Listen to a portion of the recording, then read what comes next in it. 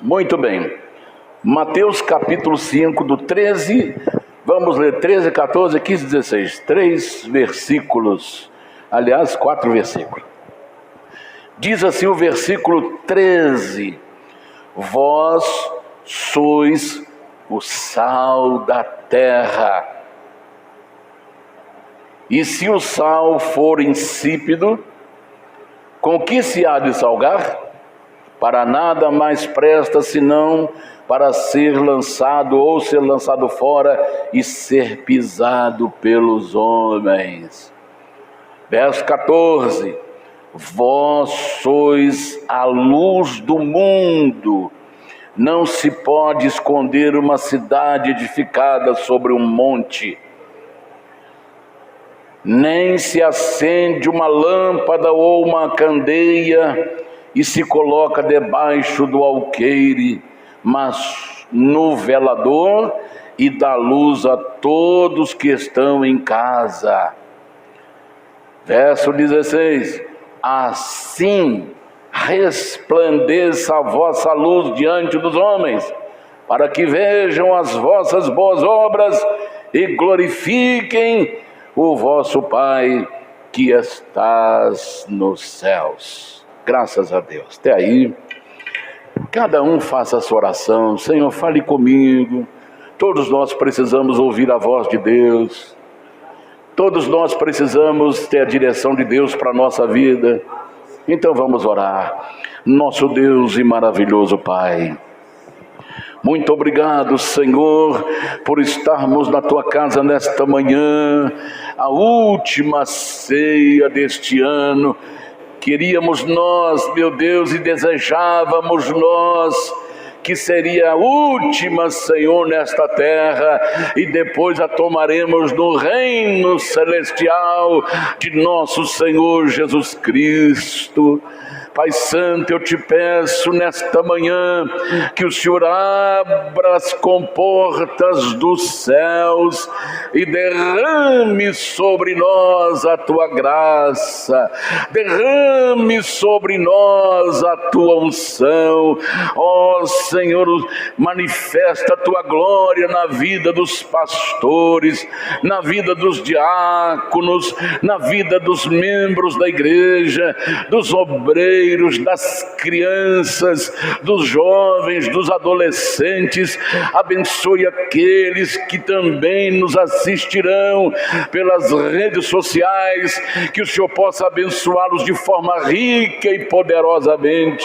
Ó Senhor, que haja cura enquanto a tua palavra é ministrada, que o tumor seja destruído, que a doença seja queimada, Senhor, que o teu Espírito realiza milagres de curas, de saúde no meio do teu povo, Senhor, curando as crianças, curando os homens, curando as mulheres, curando, Senhor, as moças, os rapazes, criando, Senhor, milagre na vida desta pessoa, gerando vida dentro dela, Senhor. Faça milagres, Senhor, porque tu és o Deus de milagres. Nos abençoe nesta manhã, fale conosco e encha-nos do Espírito Santo. Abençoa, Senhor, coloque a tua palavra no mais profundo do nosso coração, para não pecarmos contra ti. Muito obrigado, porque o Senhor tem nos sustentado, tem nos alimentado espiritual e fisicamente. O Senhor tem nos dado, Senhor, livramento, tem guardado nossos pés para que não tropecemos em pedra. Muito obrigado, continua nos conduzindo, Senhor, em triunfo na tua presença. Eu te peço, meu Pai, fale conosco em nome do Senhor Jesus, para sempre, para sempre. Amém e amém. Senhor, com os olhos fechados ainda. Aleluia, aleluia. Poderoso é o Senhor nosso Deus. Aleluia,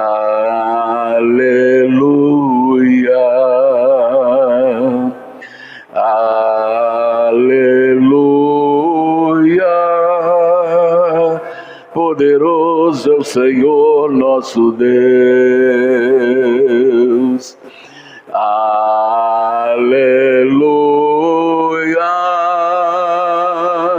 Santo, Santo é o Senhor Deus poderoso, digno de louvor, digno de louvor. Tu és santo, santo é o Senhor Deus poderoso, digno de louvor, digno de louvor. Tu és santo, santo é o Senhor Deus poderoso, digno de louvor, digno de louvor. Amém. Aleluia, aleluia, aleluia. A Ele toda a honra, glória, louvor, ação de graça, adoração. Ele é o primeiro e o último, o princípio e o fim, o alfa e o ômega, o Rei dos reis e Senhor dos senhores. Aleluia, aleluia. Podemos assentar em nome de Jesus. Graças a Deus. Irmãos, o assunto que eu gostaria de meditar com os irmãos é falarmos sobre escolhidos para fazer a diferença no mundo. Escolhidos para fazer a diferença no mundo. Fale para a pessoa que está do seu lado aí: escolhido, você foi escolhido para fazer diferença no mundo. Você foi escolhido para fazer diferença no mundo.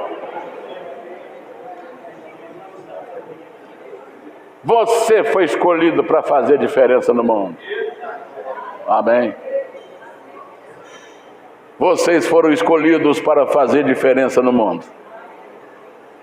A Bíblia diz assim: muitos, mas muitos são chamados e poucos eleitos, poucos escolhidos. Aí você me pergunta assim: mas como é que Deus chama? Vou te dar um exemplo aqui. Às vezes você está lá no celular. Deus usa às vezes até a tecnologia a favor do reino. É lógico, tem que saber usar. Tudo nesse mundo tem que saber usar. Um livro que você lê, um eletrônico que você usa, nós temos que saber usar. A própria TV, hoje eu já tenho mais de 4, 5 anos, 5, 6 anos que eu não vejo TV, mas antes já usava, já ficava com o controle na mão, porque de repente vinha algo que ia gerar uma tentação na mente da gente. Porque quando você vê uma imagem, ela já reflete no cérebro, ela foca no cérebro e ali começa a dar início a uma porta de tentação. Aí você entra num turbilhão de tentação, só porque aquela imagem entrou na sua TV. Então, controle na mão. Hoje, nós temos que ficar de olho no celular, vai só com o dedinho assim passando, para deixa a coisa, não para em cima não. Se é nocivo, não para em cima. Então, às vezes você está lá vendo na rede social e alguém chega assim: para, eu tenho uma mensagem de Deus para você. Ali é uma forma de chamar. Falar: não quero ouvir isso não, passa direto. Então, às vezes Deus usa a rede social para chamar a pessoa. Jesus falou que muitas pessoas encontram o reino de Deus como uma surpresa. Paulo, por exemplo, Saulo, Ele não estava pensando em Deus. Ele estava pensando em pegar cristãos, porque ele já tinha sua religião. Ele estava bem confortável de ser um fariseu, de ser um homem que tinha uma capacidade intelectual acima da média, ser membro do Sinédrio, ser um homem respeitado. Ele já estava socialmente já estabilizado e satisfeito com a sua religião, os fariseus. Então a intenção dele era pegar os da seita, que ele denominava como seita. O que é uma seita? A seita é um grupo de pessoas que estão seguindo uma doutrina falsa, uma doutrina herética, uma heresia. Então isso chama-se seita, aquele grupo que segue uma heresia. O que é heresia? Heresia é aquilo que fere, aquilo que choca, aquilo que acrescenta, aquilo que subtrai dos ensinamentos de Deus. Quando você identifica uma heresia, é quando ela choca, fere, acrescenta, subtrai o que está escrito na palavra de Deus. Então aí você sabe que esse grupo, ele é uma seita.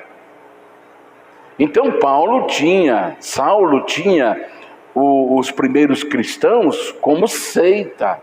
Aí ele foi pedir autorização às autoridades religiosas da época, os judeus, para poder ir atrás dos cristãos que fugiram depois da morte de Estevão, que ali também foi um plano de Deus. Quando a gente não segue a vontade de Deus, Deus sacode o nosso barquinho. Jesus falou: olha, vocês vão ser revestidos do Espírito Santo quando vocês estiverem lá no cenáculo. Vocês receberão o poder do alto e vocês vão sair, vão pregar em Jerusalém, Judeia, Samaria e depois vá para os confins do mundo. Em 1 ano Jerusalém foi evangelizada. Aí eles ficaram lá, só numa boa: paz, irmão, paz do Senhor, paz de Deus, paz seja convosco. Cada um usando um pouquinho do que Jesus ensinou. Aí Jesus falou: puxa vida, eles não estão obedecendo o que eu falei para eles? Porque já na própria tradição judaica, eles tinham lá os não-judeus como pessoas imundas. Não vamos sair, essa bênção é só nossa. Aí Jesus falou: não sai não. Eu vou pegar o melhor homem de vocês, vou pegar o melhor diácono de vocês, e esse diácono, cheio do Espírito Santo, cheio de sabedoria dos céus, é com ele que eu vou fazer vocês saírem. Aí pegaram o diácono, levaram ele, e lá no tribunal olharam para ele, o rosto dele estava brilhando como o rosto de anjo. E eles, enfurecidos, pegaram Estevão, levaram para fora.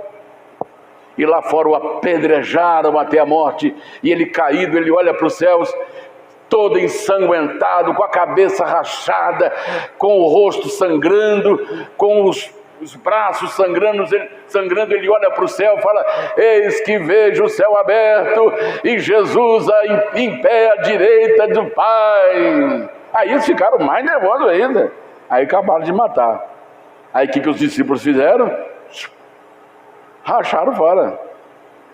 Não vai para o bem, mas vai com dor. Não puderam nem sepultar Estevão, tiveram que fugir. Aí Saulo, respirando ainda ameaças e mortes, foi atrás deles. E lá no caminho de Damasco, o reino de Deus se apresentou para ele de forma surpreendente. Jesus aparece para Saulo como uma luz muito forte. Ele cai, naturalmente ele deveria estar a cavalo. Ele cai e ele escuta uma voz: Saulo, Saulo, por que me persegues? Quem és tu, Senhor? Eu sou Jesus a quem tu persegues. Duro é para ti recalcitrar contra os aguilhões, chutar a ponta de ferro, chutar com o calcanhar. Que devo fazer, Senhor? Vá para a rua direita em Damasco e hospeda na casa, falou o nome, que lá te serão ditas o que você deve fazer. O reino de Deus encontrou Paulo. Então, muitos são chamados, mas poucos os escolhidos.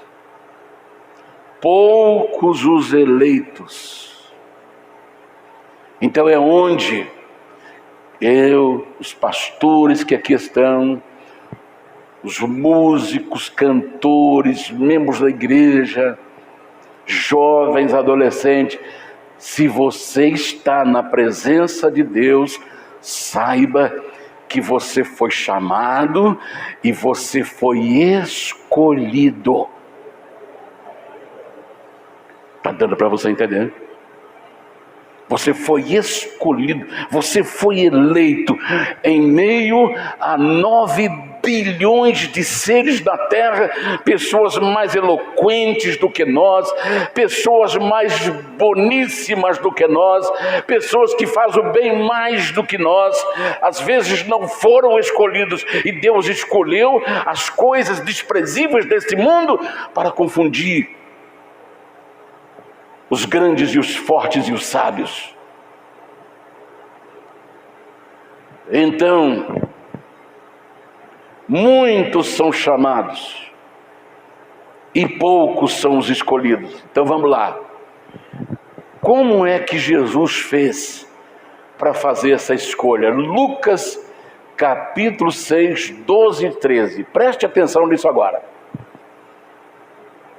E aconteceu que naqueles dias saiu ao monte a orar. Está falando de quem? De Jesus.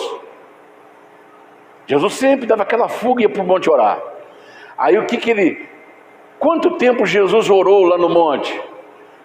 E passou a noite em oração a Deus. Às vezes nós oramos um pouquinho, já está bom. Mas Jesus passou a noite inteira orando. Com qual finalidade? Preste atenção, vamos ao versículo seguinte. E quando já era dia, chamou a si os seus discípulos e escolheu.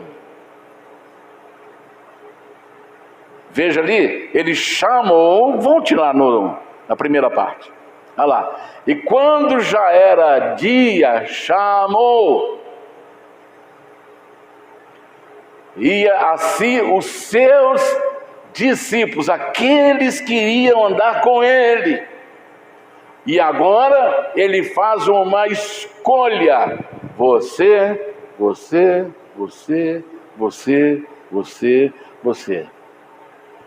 E muitos ficaram de fora, porque não estava ali só os que ele escolheu. Tinha muita gente por perto ali.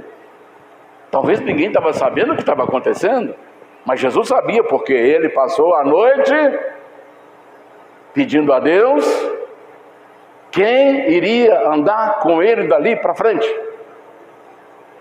E escolheu 12 deles. Olha aí, 12 deles, quer dizer, tinha mais. A quem também deu o nome de apóstolos. Deu para entender? Por que a igreja hoje está vivendo um momento de dificuldade? Porque a escolha não é de oração, a escolha não é com oração, a escolha é por posição social. Fulano, ele tem que fazer parte do ministério, o cara é bom. Por eloquência, fala bonito. O povo não quer saber de falar bonito, não. A igreja tem pessoas de todos os níveis sociais. Tem pessoas formadas, tem pessoas indouto, não sabe ler, não sabe escrever. Eu estava vendo o testemunho de uma moça, da filha, falou: meu pai, ele estava fazendo, acho que, bodas de ouro, se não me falha a memória. Aí ela estava dando testemunho: meu pai até hoje não sabe ler. Mas quando alguém chega em casa, ele pede a pessoa para ler a Bíblia para ele. E quando não tem ninguém para ler a Bíblia para ele, sabe o que ele faz? Ele vai lá, vira a página de uma Bíblia, vira a folha de uma Bíblia, como se ele tivesse lido. No outro dia, se não aparecer ninguém, ele vira novamente a página da Bíblia, porque para dar a entender que ele havia lido. E às vezes a gente com um monte de Bíblia em casa, onde você vai tem Bíblia, e a gente pouco lê. Está dando para você entender? Então, o que acontece hoje é que as escolhas não têm sido feitas debaixo de oração ou sob oração. Nós escolhemos pela aparência. Ah, se ele é bonito, ele vai atrair pessoas. Ele põe uma camisa reluzente, uma camisa brilhante, uma camisa colorida. Ele põe uma camisa curta, mostra os bíceps. Ele põe lá uma barba bem feita. Ele faz isso, ele faz aquilo. Então só a aparência dele vai atrair pessoas. Contrário de Jesus, que quando o profeta diz: olhamos para ele e não vimos nenhuma beleza que nos atraísse. Era como raiz de uma terra seca. Então nós escolhemos pela posição social, escolhemos pela eloquência. A pessoa fala bem, prega bem, sacode a galera, sabe falar, é bom em oratória, ele é o cara, ele vai atrair muita gente, ele vai conquistar muita gente, ele vai encher esse espaço, então vamos colocá-lo. A escolha não é com oração, mas sim pela beleza, pela eloquência, pela aparência, pela posição social. E é por isso que nós estamos vendo tanto problema aparecendo. Tanto problema. E entre os 12 que Jesus, preste bem atenção, Jesus passou a noite inteira orando. Noite inteira. Mas entre os 12 que ele escolheu, tinha um traidor. Ainda tinha um que ia negá-lo. 2 ali já estava. E esses homens eram pescadores, leigos, indoutos, analfabetos. O mais ou menos ali era Mateus, que trabalhava na prefeitura, vamos dar um exemplo assim. O resto tudo era pescador. Pedro era, além de ser analfabeto, ele era ainda sanguíneo.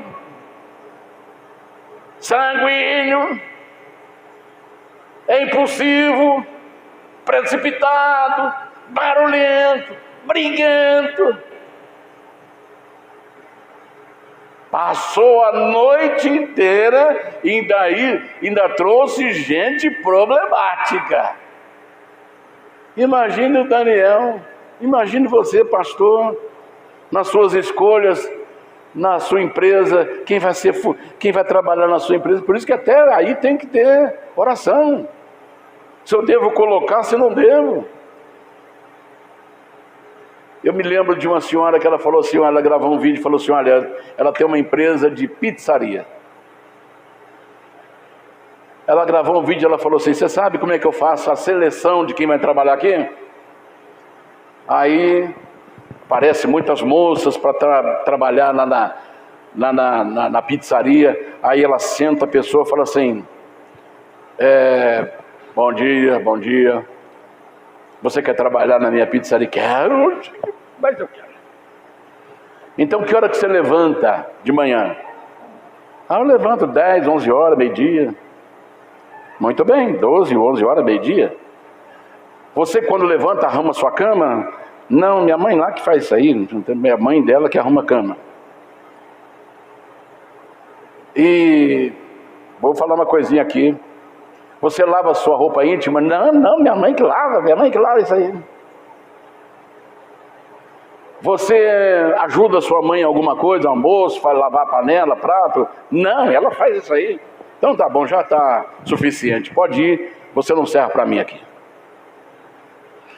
Aí ela fala assim: olha, uma pessoa que não ajuda a sua mãe em nada, que criou ela, que deu a luz a ela, que limpou sua fralda, que fez tudo para ela ser gente, ela não tem coragem de lavar um prato para sua mãe, não tem coragem de lavar debaixo do chuveiro a sua roupa íntima. Então não serve. Se você não ajuda a sua mãe, você acha que você vai me ajudar, uma pessoa estranha?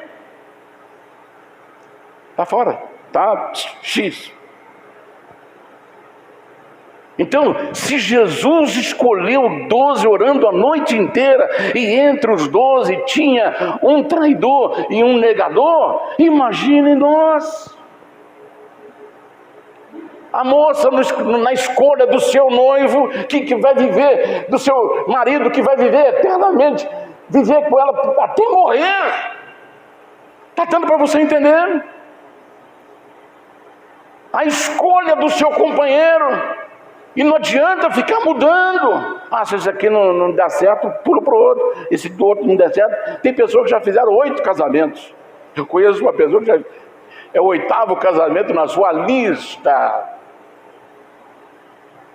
Sabe por quê? Nunca orou para escolher o seu cônjuge. Nunca orou para escolher as suas companhias. Com quem eu vou andar? Quem vai andar comigo?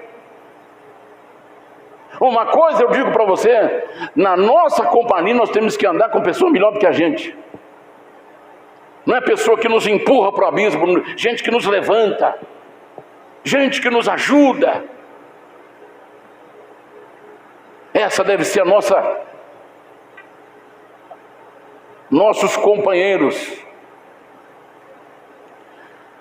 Então Jesus trouxe para perto dele pessoas. Pedro era ignorante nos dois sentidos: ignorante intelectual e ignorante por ser ignorante. Já conversou com alguém ignorante? Você fala uma coisa com tanto carinho, ignorante. Ele trouxe estas pessoas que tinham seus problemas, para que eles pudessem ser transformados em igreja. Grupos de pessoas que seguem os ensinamentos de Deus. Aí Jesus reuniu esses discípulos, transformou-os em apóstolos, quer dizer, deu um cargo elevadíssimo para Pedro.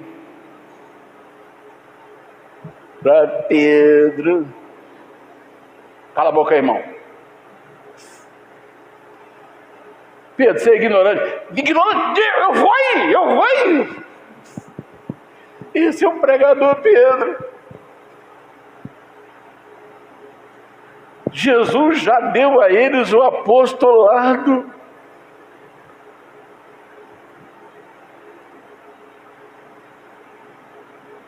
Aí vem aqueles mais calmos, está lá pregando. Pregação desse aí dá até para dormir. E às vezes a pessoa dorme já.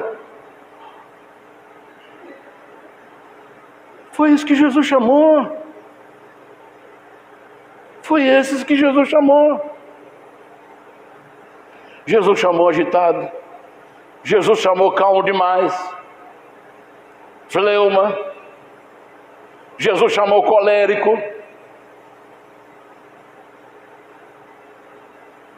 Sanguíneo. E sempre o último eu esqueço. Qual que eu não falei aí? Sanguíneo, colérico, melancólico. Melancólico, irmãos, olha, hoje eu estou sendo perseguido, irmãos. Esse é o melancólico. Pastor, o senhor é um homem de Deus. Irmão, eu estou orando, Deus não está nem me ouvindo, nem me ligando para mim. Esse é o melancólico. Foi esses que Jesus chamou. Aí Jesus fez um desafio para eles. Preste atenção agora. Jesus fez um desafio, mas antes ele falou-se lá no capítulo 16 de Mateus 18 e 19. Vamos ver o que Jesus falou. Olha aqui o que Jesus falou para esses discípulos. E também eu te digo que tu és Pedro, o analfabeto, o sanguíneo, o brigador. E também eu te digo que tu és Pedro, e sobre esta pedra, sobre esta revelação, edificarei a minha igreja.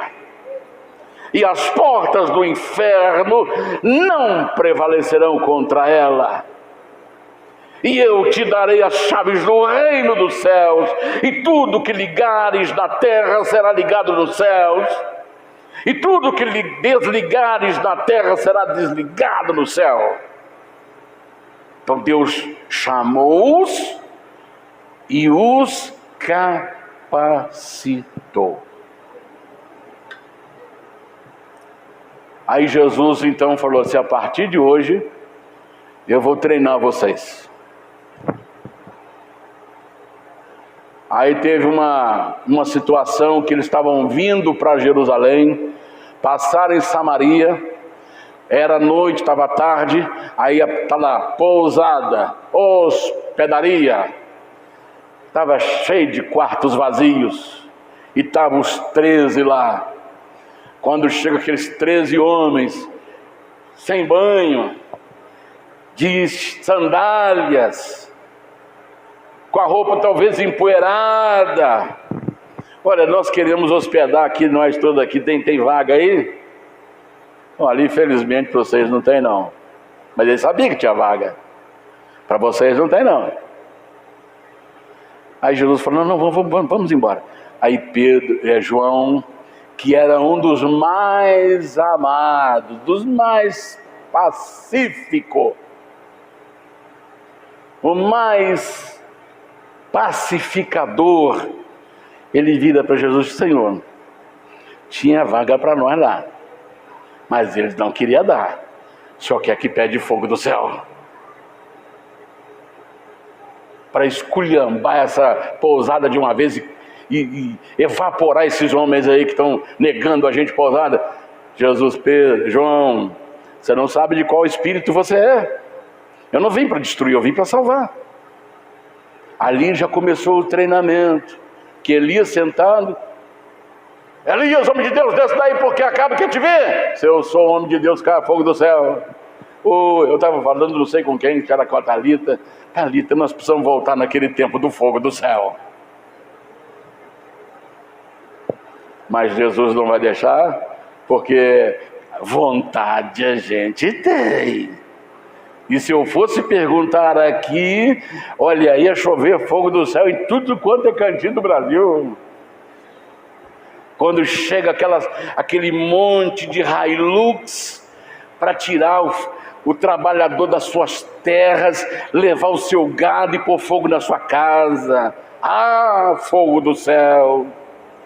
Ah, fogo do céu! Quando chega aqueles homens de vermelho com foice na mão, com foice, machado, com facão na mão, e começa a matar os gados, começa a invadir a terra, e fala assim: você tem 15 minutos para sair da sua terra, senão eu não vou pôr fogo nessa casa com o senhor dentro. Há vontade de pedir fogo do céu. Está dando para você entender? Mas eles tinham que passar pelo processo de aprendizado. Eu não vim para destruir, eu vim para salvar. Aquilo foi guardando, aquilo foi servindo. Talvez fosse a aula do dia, o ensinamento do dia.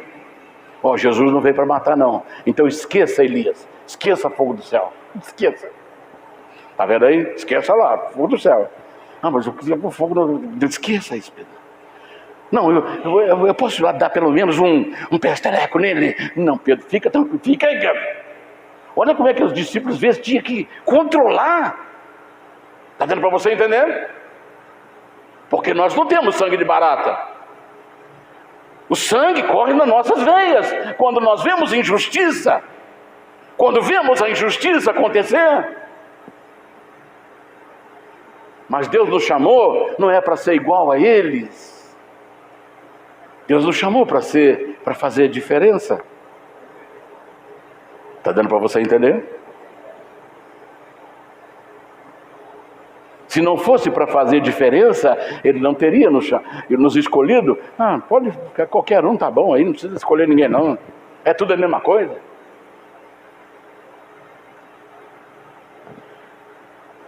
Vamos lá, mais uma lição que Jesus deu para eles. Jesus acabou de atender uma multidão. Falou: agora pega o barco aí e vai para o outro lado que eu encontro com vocês lá. Mas ninguém. Eles eram tão desligados. Para você ver, irmãos, que Deus não faz acepção de pessoas. Ele chama aquela pessoa que a gente nunca imaginou que Ele chamaria. Jesus falou assim: vocês podem ir que eu vou... Já era tarde, o dia já estava terminando. Jesus falou: olha, vai, atravessa para o outro lado e depois eu vou encontrar com vocês. Pegaram os como é que chama lá? O remo. Pegou o remo e cada um pegou o seu remo e foi. Ninguém falou assim: mas como é que ele vai vir encontrar com a gente se não ficou barco nenhum aí? Ninguém pensou nisso. Ninguém pensou em Jesus. Você já viu que às vezes você está lá, às vezes eu vejo tem uma senhora que o filho dela vai almoçar. Ele chega lá, aí ele pega, já nem é prato mais, é uma bacia. Aí ele vai pegando, faz uma montanha de arroz e a mãe dele fica olhando. Faz uma montanha de arroz. Aí ele pega todos os pedaços de frango e põe em cima daquele arroz. Aí ela fala: você deixou alguém para... Não, você está comendo tudo, você está comendo tudo. E começa a brigar os dois lá em cima da mesa. Aí um dia eu vi um vídeo lá, um bilhetinho. A pessoa chegou em casa, tinha um bilhetinho lá: deixa um pedaço de carne para sua irmã que está chegando.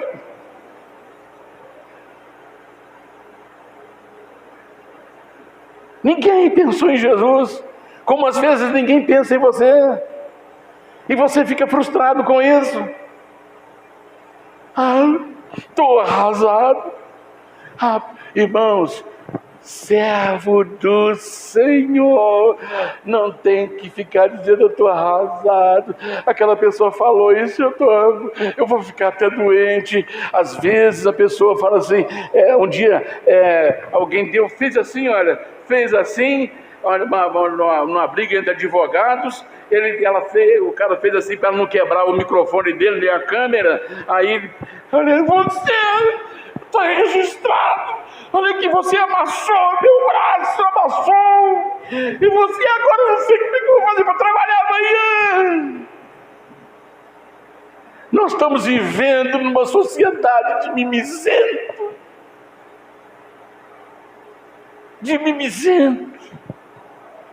De frango de granja, que tem que tocar música para o trovão não matá-lo. Nessas criações de frango de granja, se der um trovão, morre tudo no coração.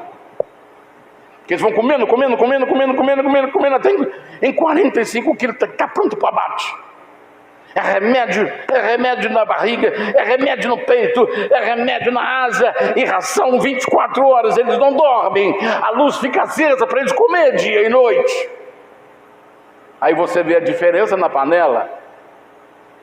Em 15 minutos, em tampa aberta, já está soltando o pedaço da asa, já está soltando o pedaço da coxa, já está soltando isso, já está soltando aquilo. Daqui a pouco só tem osso e as carninhas tudo espalhadas. Aí você pega uma galinha caipira, manda pressão nela, é 30 minutos de pressão.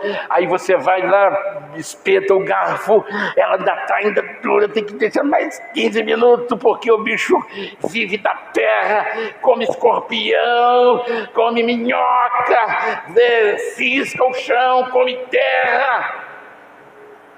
A carne fica sólida, saborosa. E aí o frango de granja, você tem que colocar sazon, pimentão, pimenta, frango em pó.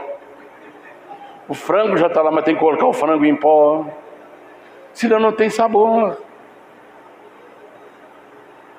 E hoje nós estamos vivendo nisso, uma sociedade mimizenta. Você não pode falar com o seu filho. Um dia o pai chegou: filho, sai desse computador. Eu não vou sair desse computador. Você não manda em mim. Filho, saia desse computador. Não, você não manda em mim. Eu quero ficar aqui no computador. 14 anos tem o malcriado. Aí o pai saiu nervoso, pegou lá o martelo. Não vai sair não, né? Então tá bom. Pegou na frente dele lá o computador, pôs o notebook, pôs lá e aí ele sentou no chão e começou lá. Eu quero morrer. É esse o tipo de gente que nós estamos lidando hoje. Não pode pôr o pé no chão.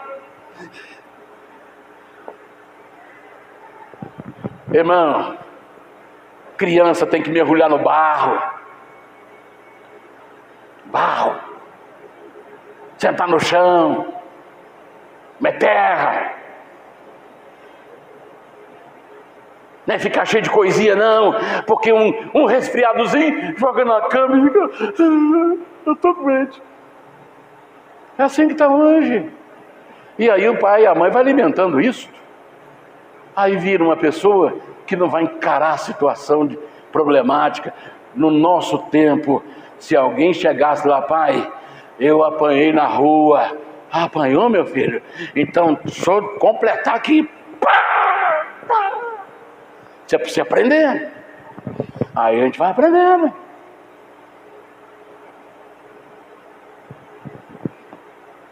Um dia eu mexi com um rapaz que ele era advogado.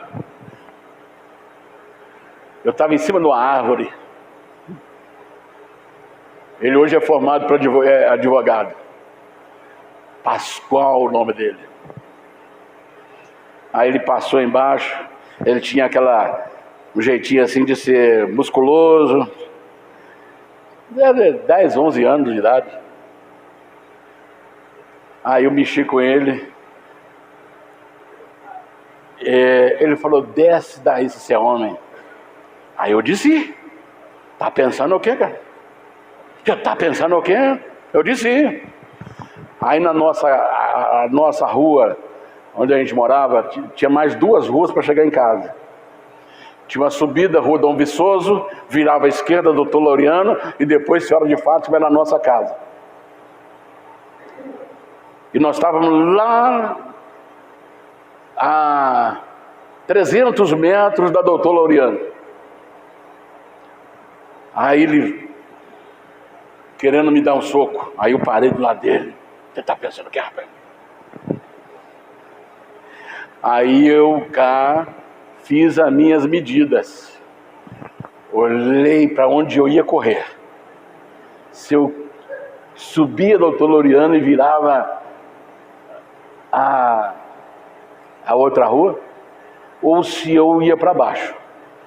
Aí dei um soco na cara dele, perna para quem tem para casa. Ele correu, pega, Eu corria bem e ele não me apanhou, não conseguiu me pegar. Mas hoje o mundo está assim, pessoas que não aguentam nada porque não aprendeu a ajudar em casa. Está dando para você entender? E Jesus falou: olha, eu estou chamando vocês para fazer diferença no mundo, então eu tenho que treinar vocês. Então aí Jesus fez um desafio para eles. Olha o desafio que Jesus falou para o sanguíneo, para o melancólico, para o fleumático, para o colérico. Vós sois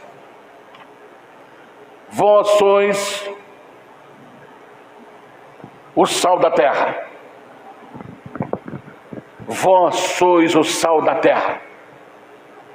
A Bíblia mostra para nós que o sal, lá em Levítico, capítulo 2, verso 13, em Levítico, capítulo 13, vamos ler Levítico capítulo 13, obrigado. Levítico capítulo 13, capítulo 2, verso 13, desculpe. Levítico capítulo 2, verso 13. E todas as tuas ofertas dos teus alimentos temperarás com sal, e não deixará faltar a tua oferta de alimento, o sal da aliança do teu Deus. Então, em todas as tuas ofertas oferecerás sal. Então, qual era a função do sal aqui nas ofertas? Aqui, numa outra versão, diz assim: ofertas de manjares. O que é oferta de manjares? É uma oferta sem sangue. Era oferta de farinha, de azeite, de incenso, que eram as especiarias, e tudo deveria ser temperado com sal, porque o sal ele tem a função de dar sabor e de conservação. Sabor e conservação. Então Jesus chamou essa gente, esses 12, para que eles fossem luz do mundo. Luz do mundo. E a palavra de Deus diz que Deus é luz. 1 João 1,5. Deus é luz. Esta é a mensagem que dele ouvimos e vos anunciamos, que Deus é luz e não há nele trevas nenhuma. Então, se Deus é luz, isto implica em dizer que a natureza divina está inserida na vida dos discípulos. A luz divina está inserida em mim e você.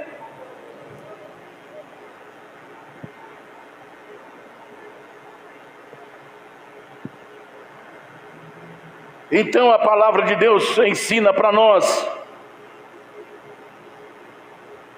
que Deus instituiu a igreja para que ela fosse sal e luz. Sal e luz do mundo.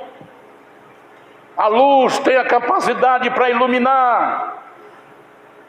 Lá no Salmo 119, verso 105 diz: lâmpada para os meus pés e a tua palavra, e luz para os meus caminhos.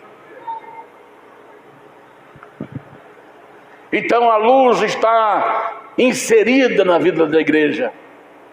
Os discípulos seriam sal e seria luz, cheia de luz da igreja, cheia de luz de Deus. A igreja, o instrumento de Deus para iluminar o mundo. O sal evita o apodrecimento e dá sabor. Se o sal perdeu o sabor, perdem a sua essência ou propósito, tornando-se sem valor para a igreja. e para Deus. Não adianta fazer parte da igreja se perdeu o sabor, se perdeu a luz. O que acontece com muitos pregadores que estão aí? Estão sendo pisados pelos homens, porque ao invés de ser luz e sal, eles perderam o sabor. A luz apagou e eles perderam o sabor. É por isso que a igreja diz uma pesquisa que a igreja já chegou em 50 milhões de cristãos, 50 milhões de evangélicos. Isso quer dizer que 25 a 30% da população brasileira é evangélica. Aí eu pergunto para você, o crime diminuiu no Brasil? A podridão na política diminuiu e tem mais de 100 deputados evangélicos lá. A corrupção diminuiu na política. O uso de entorpecente diminuiu no Brasil. Sabe por quê que não diminuiu e aumentou? Aumentou a corrupção, aumentou o latrocínio, aumentou o roubo, aumentou a corrupção, aumentou a injustiça. Por quê? Porque a igreja perdeu o seu sabor. E aí está sendo pisada pelos homens. Aí você olha alguém que aparece numa reportagem, e é evangélico, às vezes é pastor, e aí você vai nos comentários. É por isso que eu já saí desses lugares. Sabe por quê? Está sendo pisado. E Jesus chamou eles, vocês vão ser luz do mundo. Vocês é que vão iluminar esse mundo. Vocês é que vão dar sabor à vida, que vale a pena viver. Mas se vocês perderem o sabor, se o sal perder o sabor, vocês vão ser pisados pelos homens. E se vocês perderem a luz, o mundo não vai saber para onde ir. Porque as trevas vão cobrir o planeta. E eles vão se perder, porque vocês deixaram a luz apagar. E vocês têm autoridade, a chave do céu, a chave do reino do céu na mão de vocês. Vocês podem abrir e fechar. Vocês podem unir e separar. Você pode ligar e desligar. Mas deixou. O sal perdeu o sabor. E aí, quando perde o sabor e apaga a luz, não serve nem para a igreja nem para Deus. Aí é aquilo. Mas fulano é legal, vamos continuar dando apoio. E quem está dançando é quem está apoiando, porque aquilo vai respingar nele.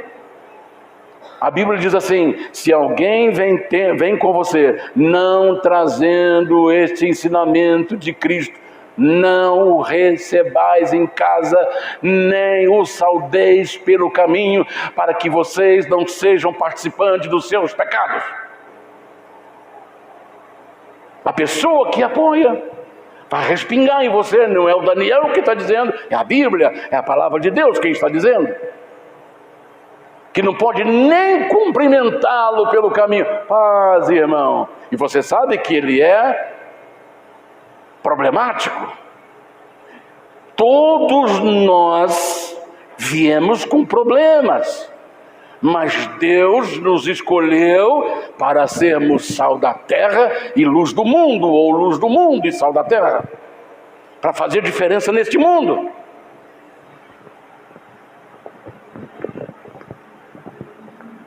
A posição que Jesus coloca a esses discípulos agora. 14 e 15. 14, parte B.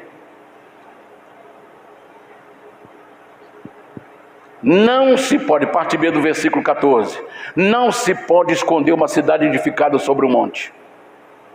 E nem se acende a candeia e se coloca debaixo de um alqueire, mas no velador, e dá luz a todos quantos estão na casa. Então, a posição que Deus nos colocou está em Efésios capítulo 2, verso 6. Vamos ler. e nos ressuscitou juntamente com Ele e nos fez assentar nos lugares celestiais em Cristo Jesus. Onde é que nós estamos assentados? Nos lugares celestiais. E onde é os lugares celestiais? No alto. No alto. Ele nos chamou, nos escolheu e nos colocou na posição de assentados nos lugares celestiais em Cristo. Então, os discípulos, a igreja está sentada nos lugares altos. Quando nós viajamos aí pela estrada, quando você vê uma cidadezinha aproximando, a primeira coisa que você vê é o que você vê? A primeira coisa é uma igreja fincada lá no alto do monte. Lá no alto do monte tem uma igreja construída. Passa perto dessa cidadezinha pequena para você ver. Quando eles vão fazer um loteamento, eles guardam o lugar mais alto para colocar uma igreja. Que isso é bíblico. A primeira coisa que deve ser vista é a igreja. A primeira coisa que deve ser vista é os filhos de Deus. Porque eles foram colocados numa posição. Não adianta você se esconder numa festa, todos os olhos vão estar fixados em você. Todo mundo está olhando os seus olhos, todo mundo está olhando o seu gesto, todo mundo está olhando a sua educação, todo mundo está olhando se você vai colocar salgado dentro da bolsa para levar para a mamãe, para o papai, para a tia, para o cachorro, para as galinhas. Quando se vai numa festa,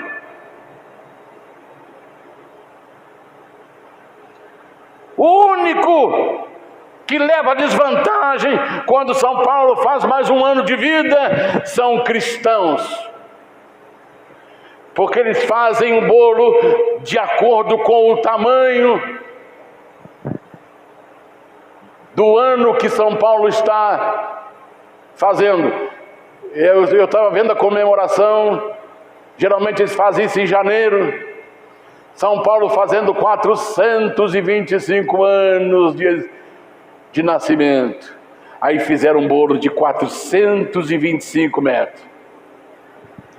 Aí já vai chegando na hora de partir o bolo para distribuir um pedacinho para cada um.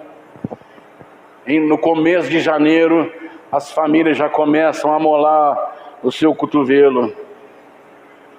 Aí molando o seu cotovelo. Aí na hora que faz as festas, aí o pessoal já fica do lado direito e do lado esquerdo do bolo, já fica todo mundo esperando lá. É agora! Aí já tem uma caixa no chão, ou um saco. Aí já faz só assim, olha. Quando fala assim, parabéns para você nessa data, quando bate palma, e já faz assim. Tchuf, tchuf, tchuf. Em um segundo, não resta mais um farelo de bolo na mesa de 425 metros. Se tiver algum crente ali, ele não está sendo nem luz e nem sal. É preferível nem ficar perto da mesa. Está dando para você entender? Se for para eu não ser diferente, então não vale a pena ser cristão.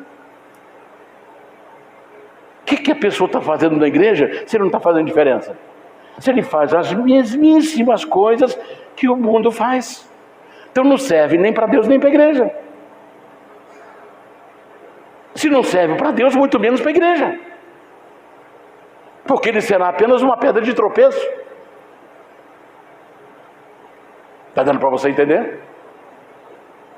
Quem está entendendo, diga um amém.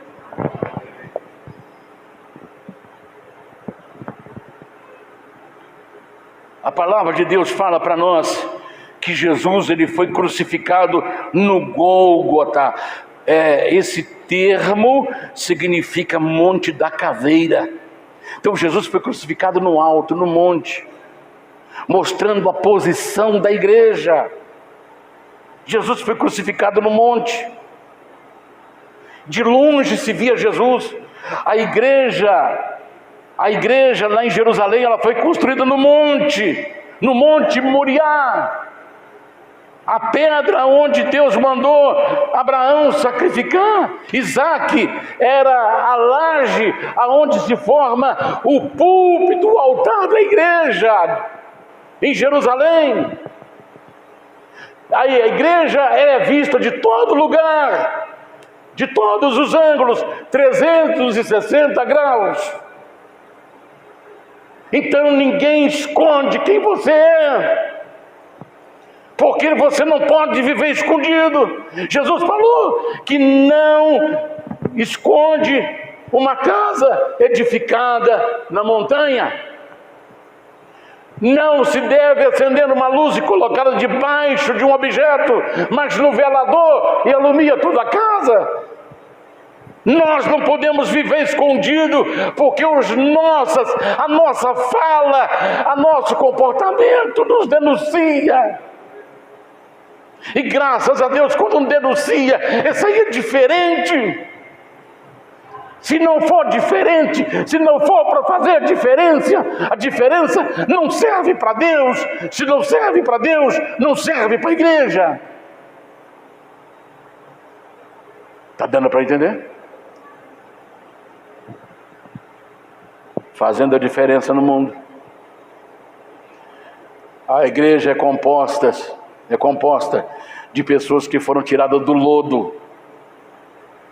E lodo impregna. Um dia eu estava vendo uma reportagem sobre diamante. Diamante é o mineral mais duro que existe, mais duro do que o aço. Aí uma pessoa achou um diamante verde, e ele vendeu como diamante verde, que é raro. E quando passou pelo crivo dos equipamentos sofisticados para poder ver a composição daquele diamante, ele não era verde. Ele estava tão impregnado pelo lodo que ele ficou parecendo verde. Então nós estávamos impregnados pelo pecado, pela sujeira, o lodo estava em nós. Então Jesus nos pegou e lavou. E aí apareceu a nossa verdadeira característica. Apareceu quem é o verdadeiro Daniel. Apareceu o verdadeiro pastor. Apareceu o verdadeiro irmão. Quando ele foi aquilatado, pelos olhos aquilatados do Senhor, estávamos mergulhados no lodo, no pecado, no monturo. Éramos um monturo de lixo. Deus chamou e escolheu. A partir de hoje, você vai fazer diferença no mundo. Você será sal e você será luz. Você será luz e você será sal. E não adianta tentar se esconder, porque ninguém coloca uma lâmpada debaixo do alqueire, mas no velador para clarear todo mundo.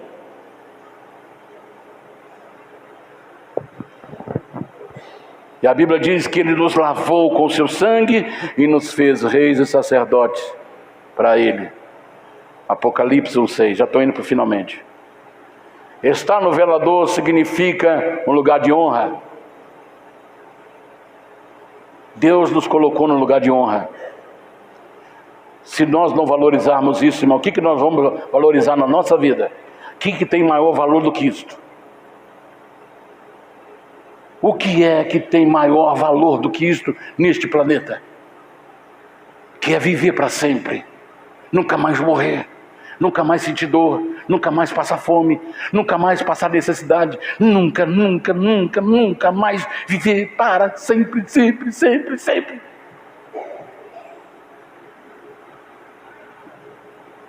Então estar no velador é um lugar de honra, de destaque.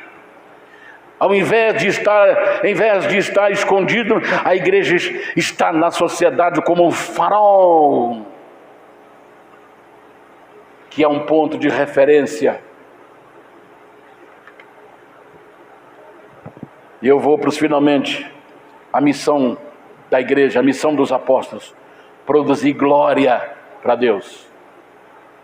Ele falou assim, olha aqui, versículo 16: assim resplandeça a vossa luz diante dos homens.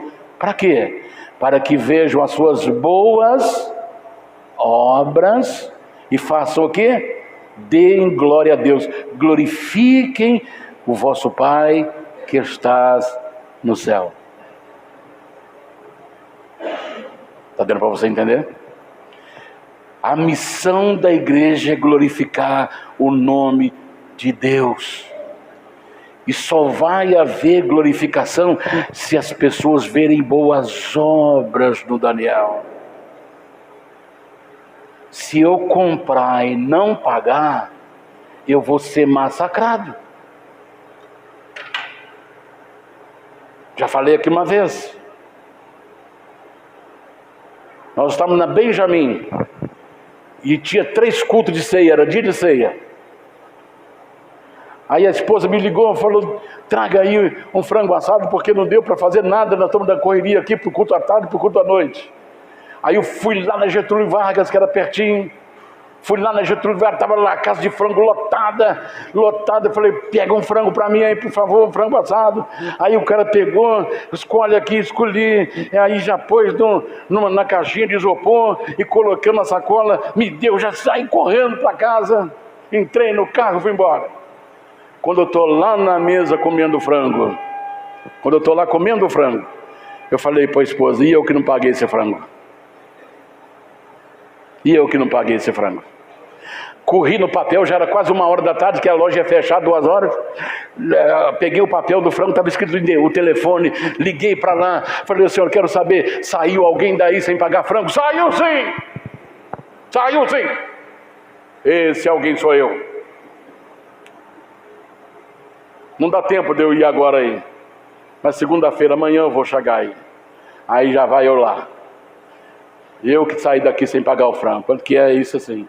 Aí ela falou, puxa vida, que honestidade. O que ela fez aí? Ela glorificou a Deus.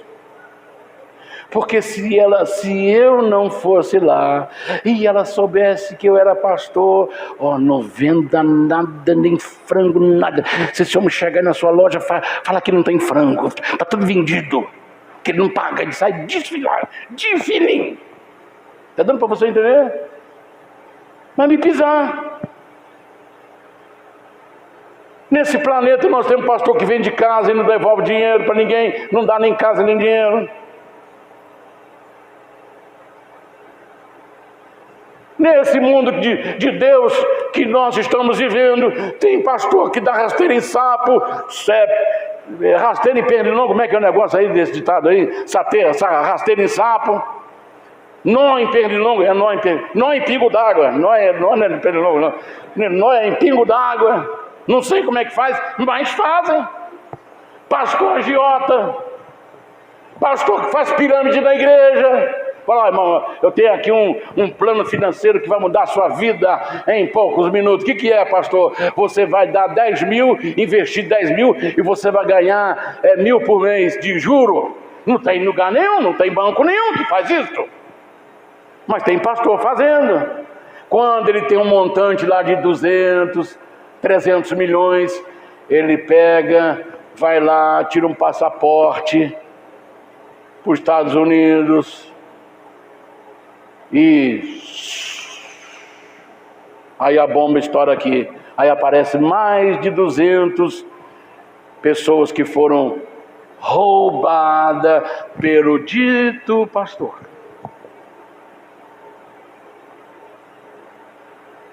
Eu já comprei carro de pastor que estava escrito assim, o Senhor é meu pastor, nada me faltará. Pregado no painel. Quando ele viu que era eu que ia comprar, puxa vida, não vou nem precisar tirar isso aqui. Era um dia chuvoso, um Corcel 278.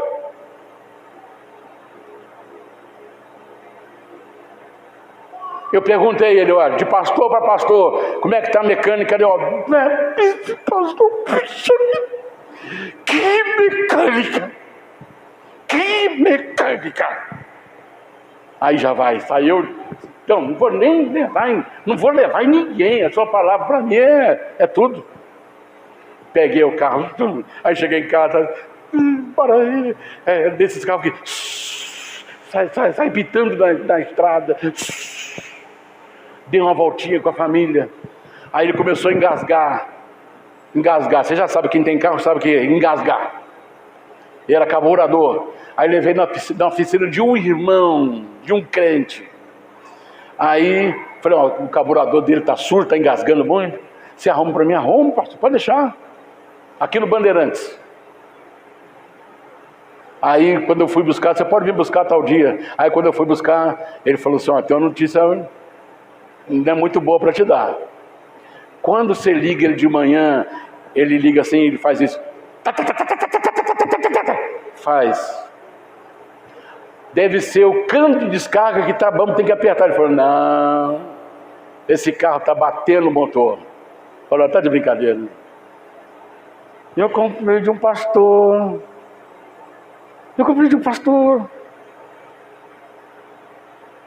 Tá dando para você entender? Então, irmãos, se não é para ser sal da terra, se não é para ser luz do mundo, não serve nem para Deus e muito menos para a igreja. E tá cheio por aí.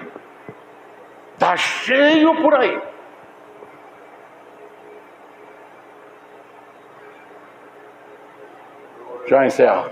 Ô Senhor, tem misericórdia de Daniel Silva. Não vou nem mais ler, vou encerrar.